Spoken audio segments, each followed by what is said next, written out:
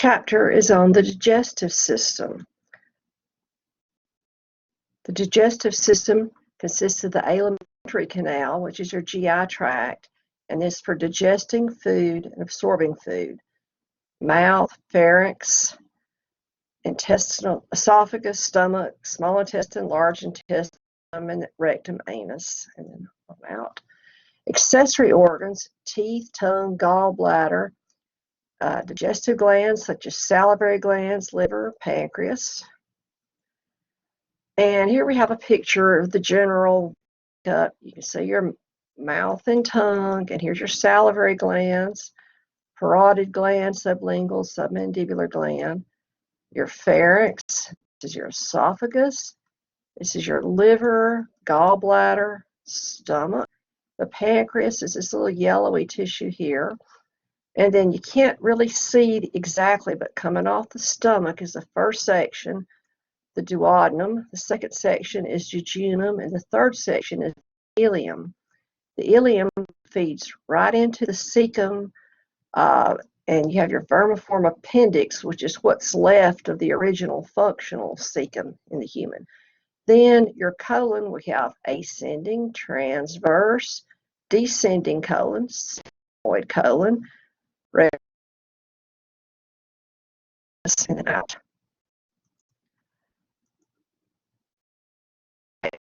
Activities for digestion: ingestion, propulsion, that's eating, moving things along, mechanical and chemical digestion, absorption, and defecation. This is showing a picture of peristalsis. This is supposed to be the esophagus, and you have waves of contraction that move the food down until it gets to your stomach. Now, segmentation could happen in your gut, and you have contraction here, then here, then here, then here, and it moves food up and down and up and down, and forms, pushes it back and forth where you get movement of the food for digestive purposes. Okay, regulatory mechanisms: we have both mechano and chemoreceptors in our intestinal tract. They respond to stretch. So you eat food, you stretch your stomach. Changes in osmolarity and pH. So as you have a stomach that's full of acid and then you dump a bunch of food on it, it becomes less acidic, and so that will cause the digestive process to start. Presence of substrate, food, and then the end products of digestion. And these receptors initiate activities that activate or inhibit digestive glands, and then stimulate smooth muscle that moves contents of the gut. Okay, the peritoneum is the serous membrane of the abdominal cavity. The visceral peritoneum is the outer surface of the digestive organs. Peritoneum lines the body wall. The peritoneal cavity is the potential area between two peritoneums, and it has fluid, lubricates, and keeps the guts moving nicely. Mesentery is a double layer of peritoneum. So the peritoneal comes in the front, so this is from the anterior part, and then it comes into, winds around the back here, and like this, and your guts are attached to the back part. It's routes for blood vessels, lymphatics, and nerves. It also holds the guts in place and stores fat. Now, some organs are retroperitoneal. That means they lie outside the peritoneal cavity, and then most digestive system organs are intraperitoneal or peritoneal, and they are within the peritoneal cavity. Arteries that supply the gut and hepatic, splenic, left gastric, inferior, and mesenteric. And then our hepatic portal system drains nutrient-rich blood from the digestive organs and delivers it to the liver for processing. I had a student asking about alcoholism and portal hypertension, and I forgot to mention it in class, but portal hypertension is when you have too much pressure in the liver because of cirrhosis, and so the blood can't really flow through the liver, so you build up pressure, and rather than systemic high blood pressure, what you get is rupture of vessels involved with the gastric system, with the digestive system. Okay, main tunics or layers of the alimentary canal, that means your gut. Mucosa, innermost, submucosa, Muscularis, externa, and serosa. Now, the mucosa is a lining. It secretes mucus, digestive enzymes, hormones, absorbs product digestion, helps fight against disease. And within it, you have three layers: epithelium, lamina propria, and then a little thin muscularis mucosa. Epithelium is an inner part, simple columnar in place in the gut, secretes mucus secreting cells. The mucus protects the digestive organs from digesting themselves and also eases food passage. And the lamina propria is just under the epithelial tissue because, or if you say under, it depends on which side you're looking. Look at the mucosa. The epithelium is the very innermost part, and then the lamina propria is right under the epithelium. We're still in the mucosal layer. It's connective tissue, and this is where your capillaries for nourishment and absorption and your lymphoid follicles are. And then the muscularis mucosa is smooth muscle that makes little local movements of mucosa. The submucosa is dense connective tissue, and this is where we have a lot of blood and lymphatic vessels, lymphoid follicles, submucosal nerve plexus. Now the muscularis externa, these are the muscles for segmentation and peristalsis. You have an inner circular and outer longitudinal areas. Also, we have a enteric nerve plexus. Now, the my means muscle, enteric means gut. So this is gut muscle nerves. And there are sphincters in some regions. You're quite familiar with ones such as your external anal sphincter, for instance. Okay, the serosal layer, this is a very outermost layer. If you're outside of the digestive, outside of the peritoneal cavity, such as in the esophagus, it's called an adventitia. So retroperitoneal organs have an adventitia as well as a serosa. Now here we have our gut in general. This is our epithelium. This is our epithelial layer. This is layer just under it, the enteric layer of the gut. And then we have here our submucosa. And then this is our muscularis. So we've got two layers, inner circular, outer longitudinal, and then our serosal layer. So we go from mucosa, submucosa, muscularis, and serosa. If you were going to cut into it, you'd start with serosa, and then you'd go to muscularis, submucosa, and mucosa would be the last thing you would cut if you were doing surgery. Enteric nervous system, sympathetic impulses inhibit digestion, all digestive activities. Parasympathetic stimulate digestive activities. The mouth is also called the oral or buccal cavity, bounded by lips, cheeks, palate, and tongue. The oral orifice is the anterior layer, also outer layer, lined with stratified squamous epithelium. And you can always remember, if it's something that has a lot of friction on it, it's going to be stratified squamous epithelium because it's the thickest epithelium there is. And this is a place we get friction because we eat potato chips and crunchy foods. Now here's your oral cavity. This is your uvula hanging down. All this is tongue. Hyoid bone. It's really kind of hard to see much more on this picture. Here's your esophagus. Okay, lips and cheeks, orbicularis oris and buccinator muscle. Vestibule, I think I'd be better off just looking at this picture.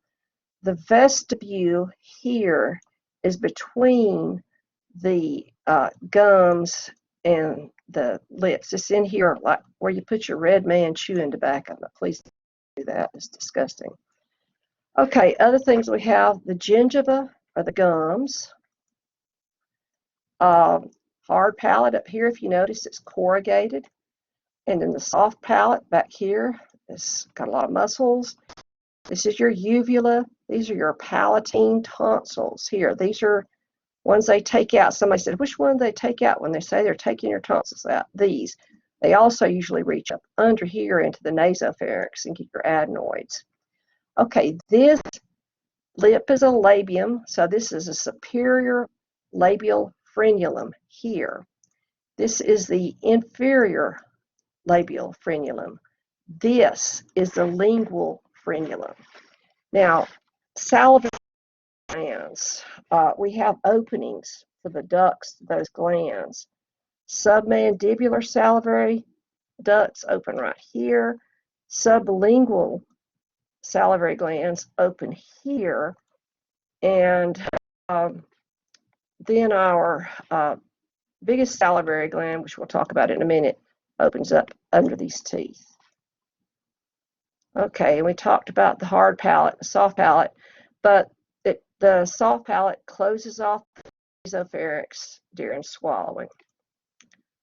Okay, the tongue is for repositioning, mixing food, during chewing, formation of the boluses, swallowing, speech, taste. Intrinsic muscles change the shape of the tongue. Extrinsic muscles alter the tongue's position.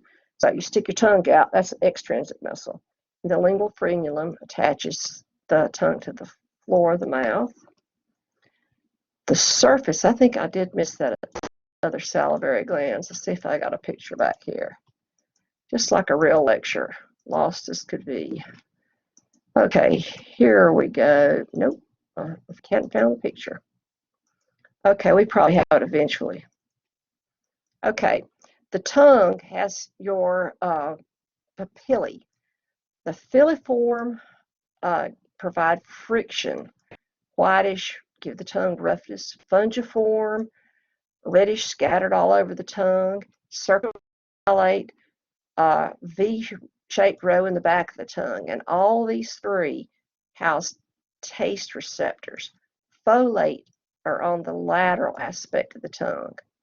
So here we have, here are alate papillae, our fungiform and filiform are all here. These are folate papillae here. Really, they used to talk about that you tasted sweet on the tip of your tongue and bitter on the back of your tongue, but that's been disproven. Okay, here's our salivary glands. I thought they might come out here. The parotid, the submandibular, and sublingual salivary glands are our extrinsic salivary glands. Intrinsic are within the mouth, little bitty glands throughout the oral mucosa. And saliva cleanses the mouth, moistens and dissolves food chemicals, helps you form a bolus where you can swallow food, and contains enzymes that help break down starch. The parotid salivary gland, this is a big one, external to the masseter muscle, and the parotid salivary duct opens in the vestibule next to the second upper molar. Now the submandibular gland is medial to the mandible, and the duct opens at the base of the lingual frenulum, and the sublingual glands are anterior to the mandibular gland under the tongue. That's why it's sublingual. And you have 10 to 12 ducts on the floor of the mouth. So here is our parotid salivary glands. And here's the duct right up here. Submandibular here, sublingual here. So you can see the ducts, the sublingual.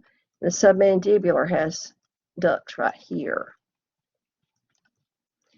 Okay, and that's the same picture. So here's our ducts again.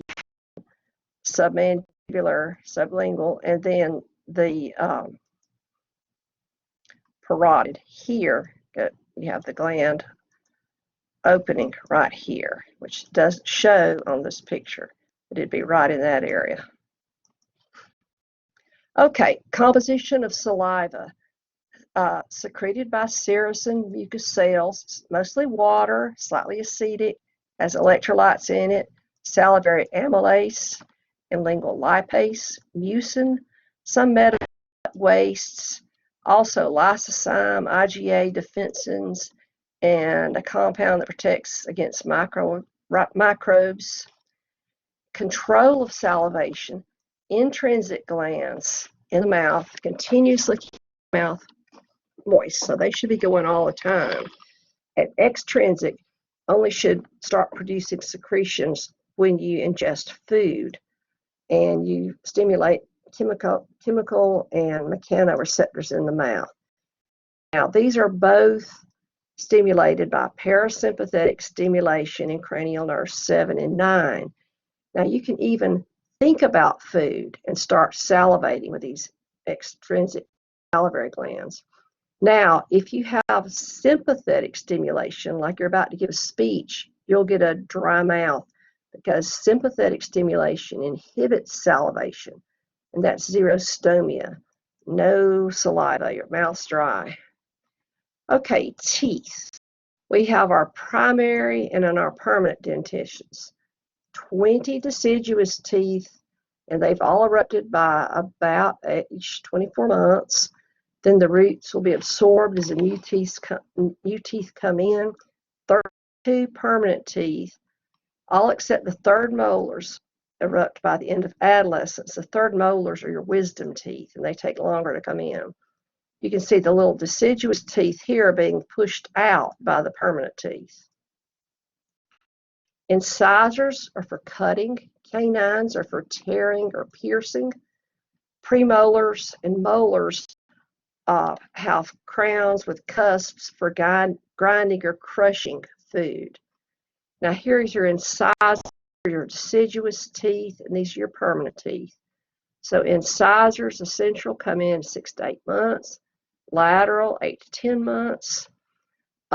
Canines come in 16 to 20 months. And then the first molar, 10 to 15 months, and second molar by 2 years. Now, on the adult teeth, the central incisors come in at about age 7, and then 8, you get your lateral incisors. Your canines come in, it's also called the eye teeth, about 11. Also, you get your first premolars at about 11. Now, your first molar actually comes in at 6 to 7. Second premolar, 12 to 13. Second molar, 12 to 13. Wisdom teeth may take as long as 25 years to come in. You can see the difference in the shape of the different types of teeth. This is showing the actual anatomy of the tooth. The enamel is your outer coating. This is the hardest substance in the body. This is your dentin with tubules. The pulp cavity here. And then this is going to be your root canal. This is a periodontal ligament, the white stuff. This is your gingiva, and this is the bone that it's embedded into. So the crown is the top of the tooth, the neck right here, and the root right here. Dental caries are cavities. You get demineralization of enamel and dentin. It starts with dental plaque, sugar, bacteria, and debris adhering to teeth. Acid from the bacteria dissolves calcium salts. Enzymes digest the organic matter in the tooth, and to prevent cavities, daily flossing and brushing, as well as using fluoride toothpaste. Gingivitis is plaque is calcifying to form tartar, and it eventually starts to interrupt the seal between the gingiva and the teeth. Then you can get anaerobic bacteria into the gums. Now, if you remove the calculus, that has to be done by your dental hygienist. This is a reversible process. Periodontitis, you've left that gingivitis alone, and you start to get attack on the periodontal ligament by both the germs and the immune system. Bone loss results, and you end up, this leads to heart attack and stroke.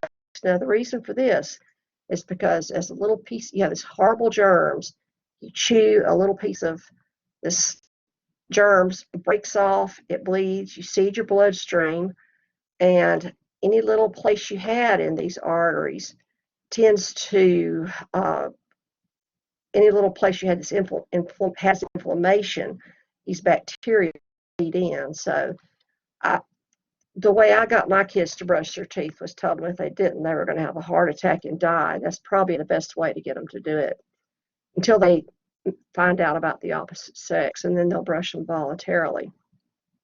Okay, the pharynx consists of the oropharynx, which is above the soft palate. No, I'm sorry, the nasopharynx is above the soft palate. Oropharynx is your throat. Laryngopharynx is further on down. This allows passage of food, fluid, stratified squamous epithelium. Skeletal muscles, you have inner longitudinal and outer pharyngeal layer. The esophagus is a flat muscular tube from the laryngopharynx to the stomach. Pierces the diaphragm at the esophageal hiatus. If you've heard about hiatal hernia, it's because you've got too large of an area where it goes to the diaphragm and allows acid to go up back into the esophagus, which can lead to ulceration of the esophagus as well as esophageal cancer. The esophagus joins the stomach at the cardiac orifice. This is just showing the general makeup: mucosa, submucosa, muscularis, and adventitia. Okay, digestive processes. Ingestion, we start off with mechanical digestion. Mastication is chewing, partly voluntary, partly reflexive. You don't have to, you start thinking about chewing, but then you don't have to keep thinking about it. Chemical digestion, salivary amylase and lingual lipase start breaking down sugars and lipids. Propulsion, deglutition is the word for swallowing. Now, deglutition involves the tongue, soft palate, pharynx, esophagus. It's 22 muscle groups. The buccal phase is voluntary and involves contraction of the tongue. The pharyngoesophageal phase is involuntary. Control center and the medulla and lower pons. So we have here, you can see the bolus of food, right? Bolus of food is the yellow thing here. And then it starts, as you push it back, it starts to go down. The larynx is closed off and we're pushing it down the esophagus, and it continues to go down until it finally goes into the stomach. Okay, layers of the stomach, and this is dissected out. This is a fundus here. This area is the cardia. The inside is always called the lumen of any organ. These are rugae of mucosa. Rugae are little folds, and that allows it to stretch. Lesser curvature, greater curvature. This is a pyloric antrum, the pyloric canal. This is a pyloric sphincter. And we have 3 layers. At most places of gut only have 2, longitudinal, circular, and oblique layer. And this stomach dumps out into the duodenum. Okay, the lesser omentum is a structure that goes from the liver to the lesser curvature of the structure, lesser curvature of the stomach, whereas the greater omentum goes from the greater curvature and goes anterior over the small intestines.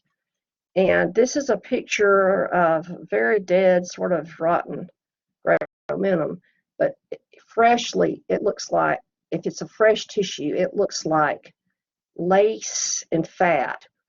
Now, this greater omentum, if you get a little piece of damage, say like your appendix is leaking, it can actually move over and plug this area up. And so it can have a great use. Here's a picture of where your lesser omentum is. Okay, in the stomach, you have your submucosa, your muscularis, externa, and serosa. So your layers, and the 3 layers, you have 3 layers of muscle. And you have a enteric plexus in the stomach like you do everywhere else. Now the surface, you see all the surface epithelium, these gastric pits.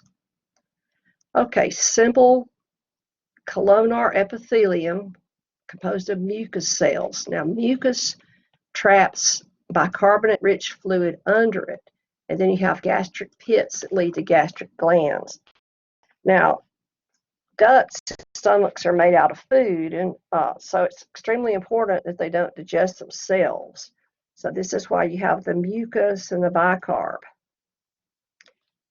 Here are pictures of our gastric pits. They go down into the mucosa, and we have mucus cells, parietal cells, and chief cells. The neck cells secrete a thin acidic mucus. Parietal cells, we'll look at these other cells as we go through them. Okay, the parietal cells secrete hydrochloric acid. They denature protein and also activate pepsin and kill most bacteria, and also secrete intrinsic factor, which is essential for absorption of vitamin B12. Okay, chief cells secrete inactive enzyme called pepsinogen, which is activated by the hydrochloric acid from the parietal cells, and you get a positive feedback. And this continues to help digest protein. We also have enteroendocrine glands that secrete local hormones and local messengers that help control the movement of the stomach. Mucosal barrier, bicarbonate-rich mucus, tight junctions between epithelial cells, and also the epithelial cells that are damaged quickly are replaced. Okay, gastritis is inflammation of the gut, anything that breaches the mucosal barrier. Now, peptic or gastric ulcers are erosion of the stomach wall. Now, most would probably say many are caused by Helicobacter pylori. Other things, NSAIDs, corticosteroids, other drugs, large quantities of alcoholic beverages, many things can cause gastritis and gastric ulcers. This is actually showing an ulcerated piece of stomach, and this is a photomicrograph, actually a scanning electron micrograph, I believe, of Helicobacter pylori. Now, this is one of the most awesome stories in science. When Helicobacter pylori was first described, it was first found to be the causative agent of ulcers in 1982. Two Australian scientists, Dr. Robin Warren and Dr. Barry Marshall, had the hypothesis that it was Helicobacter pylori was the cause of gastric ulcers, because they kept finding this same bacteria over and over when they would culture biopsies. Now, I think that Dr. Marshall must have lost the draw, or the flip coin, whatever, but he took the contents of a petri dish, mixed it in a drink, and drank some of the Helicobacter pylori. He did develop gastritis. Now, symptoms disappeared after 2 weeks, but he ended up taking antibiotics to kill the remaining bacteria because his wife could not stand him, because he had severe halitosis because the bacteria gave it to him. Okay, and this was published in 1984 in the Australian Medical Journal. This is showing movement of the stomach. The pyloric valve is closed, and the food is moving this way and this way and this way and this way, and you get grinding motion. And then retropulsion, you get a little of food, it's chyme at this point, it's let into the duodenum, and that causes the food to be forced back up, and so you squish, moves around. Now, as chyme enters the duodenum, different types, as the food moves through, then you end up getting gastric emptying. It can't move forward until what's in the duodenum moves forward. Carbohydrate-rich food moves quickly and therefore moves out of your stomach quickly. So if you fill up on rice, you're going to be hungry very quickly. Fatty chyme remains in the duodenum 6 hours or more. So if you eat a big steak and a baked potato with butter and sour cream, you're going to stay full a lot longer. Small intestine, most absorption, digestion, and absorption take place in the small intestine. It's probably about 4 meters long from the pyloric sphincter to the ileocecal valve. Subdivisions, the duodenum, which is still retroperitoneal, so it goes back behind the peritoneal cavity. Jejunum, and it's attached by mesentery. Ileum, also attached by mesentery.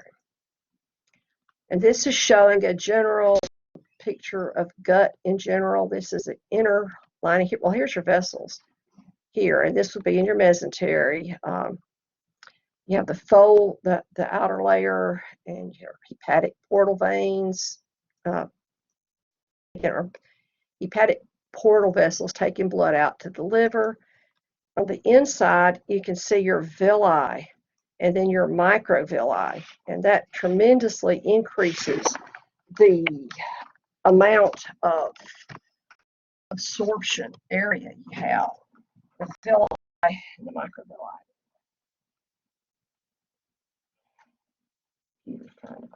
Okay, there we go. Now, the next slide is showing, villi.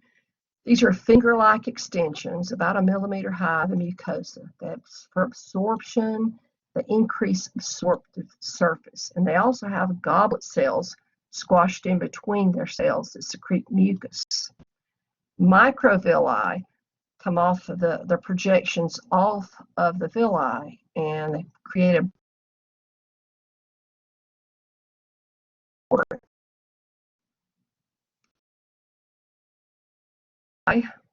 Here, that's a villus, and then on the surface, bling, bling, bling, over here, you have microvilli. So you can greatly increase the absorptive area. In the submucosa, one thing you have is Peyer's patches. These are little areas of lymphatic tissue that protect against bacteria, and also duodenal glands that secrete alkaline mucus. Intestinal juice is secreted in response to distension or irritation of the mucosa. Slightly alkaline, so therefore it's going to start to neutralize the acid from the stomach. Isotonic with blood, and it's mostly water, not a lot of enzymes, a lot of mucus. Facilitates transport and absorption of nutrients, but not the digestion per se. Liver is the largest gland in the body, 4 lobes, right, left, caudate, and quadrate. That's a picture of the liver, and there's your little gallbladder there. It would be green if it weren't dead. Functions of the liver: production of bile, which is essential for fat digestion. Also, bile contains the byproducts of breakdown of the red blood cells.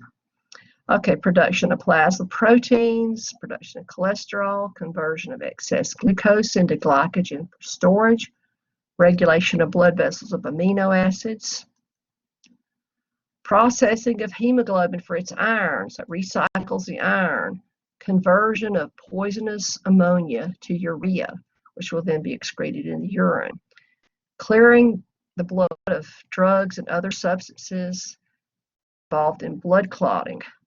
Now, jaundice is the yellow color. It's due to liver failure. It's because the liver is not making bile, and therefore it's not taking the bilirubin, which is a yellow pigment that's the breakdown product of hemoglobin.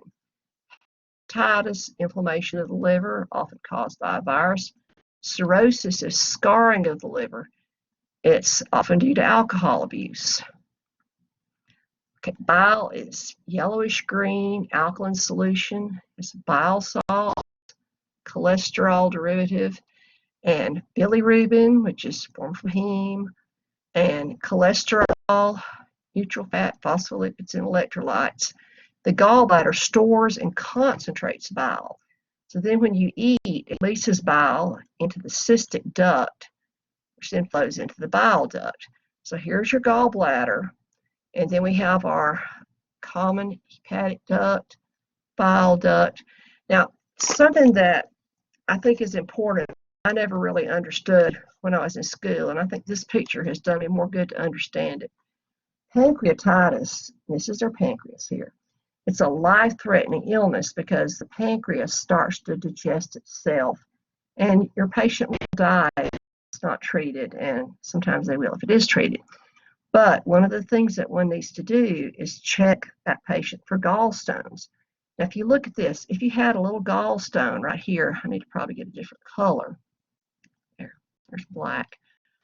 Gallstone here, it goes here, comes here, and gets stuck right there. This is right along the same place that this pancreatic duct is. So when the pancreas tries to send digestive enzymes out into the duodenum, it actually is backed up. And pancreas is made out of food, and digestive enzymes digest food. So it essentially digests itself. Very life-threatening thing. Okay, the pancreas has endocrine function, which secretes insulin and glucagon to regulate your blood glucose. But the exocrine function is your digestive enzymes that are released. And if you don't have the pancreatic function, you do not digest your food. Peristalsis is the movement of food. Circular segments move food down along through the stomach. Okay, so peristalsis, wave of muscular movement that causes food to move along. Now, borborygmus is a gut sound. Borborygmi is plural for borborygmus. So listen to the gut sounds. Borborygma, borborygma, borborygma. Sounds just like its name. Okay, large intestines. We have our ascending, transverse, descending colon, sigmoid colon, rectum, and anus. We have our vermiform appendix and a little pitiful, nothing much of a cecum here. And the appendix was thought to have no use, just to be a vestigial remainder of when we had a functional cecum at some point in history where we digested leaves and grass and hay. But it actually probably does have something to do with your immune system. So it creates memory cells for your immune system and, helps you tremendously. So supposedly helps your doctor when he takes it out anyway. Now, the rectum has 3 rectal valves that stop feces being passed when one passes gas, assuming everything goes according to plan. The anal canal is the last segment of the large intestines, and it has 2 sphincters. Internal anal sphincter, which is involuntary, smooth muscle. External anal sphincter, which is skeletal muscle, therefore voluntary, and assuming everything goes according to plan. So here's your rectal valve, lets you pass gas. Okay, now here's your anal columns. These are hemorrhoidal veins. These little blue things, they're not hemorrhoids, they're hemorrhoidal veins. A hemorrhoid is an enlarged vein. It may be in the anus, it may stick out of the anus, it may be minor, it may be major and require major surgery. Okay, bacteria flora is the bacteria and other organisms that live in the gut. Used to not be considered a big deal, but now we realize it's extremely important to have a healthy bacterial flora. Colonizes the colon, keeps the bad guys out, ferments indigestible carbohydrates, and they release gases and acids, which is not really something we like, but it does happen. Synthesize B complex vitamins and vitamin K. That's the reason we don't have to take vitamin K. Now, functions of the large intestine: water, vitamins, and electrolytes are reclaimed. Propulsion of feces towards the anus. You can live without a colon, but it's nice that you have one because it absorbs so much of the water. Defecation is the process of going doo-doo. It's under parasympathetic stimulation, contraction of the sigmoid colon, relaxation of the internal sphincter, and then consciously we relax our external anal sphincter. Vitamin absorption in the large intestine, vitamin K and B vitamins that bacteria made are absorbed. Water absorption takes place, and also, anything malnutrition in general can be more than one cause of malnutrition, but anything that interferes with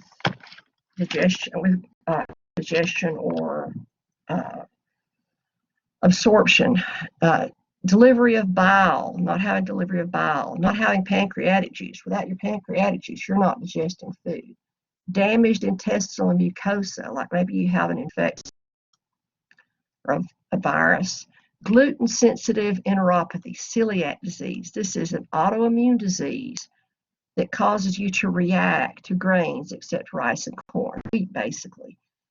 You either have it or you don't. There's a blood test for it. Now, developmental aspects during old age, GI activity declines, absorption is less efficient, and peristalsis is slow. Diverticulosis, if this is a normal wall of a gut, a diverticulum has pouches that pooch out, so this will be the rest of the gut, and you can get little infections in these areas. Fecal incontinence, cancer of the GI tract, or other homeostatic imbalances.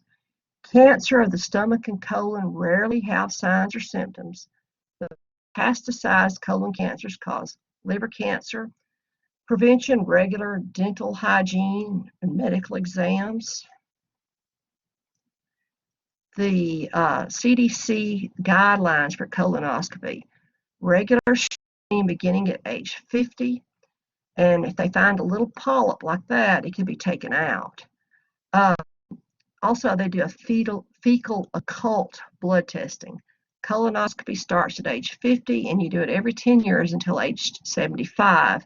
Apparently, they don't take math to figure that statistic out. Anyway, so you do it 2.5 colonoscopies between age 50 and 75. Okay, that's all for this one, and that will be it.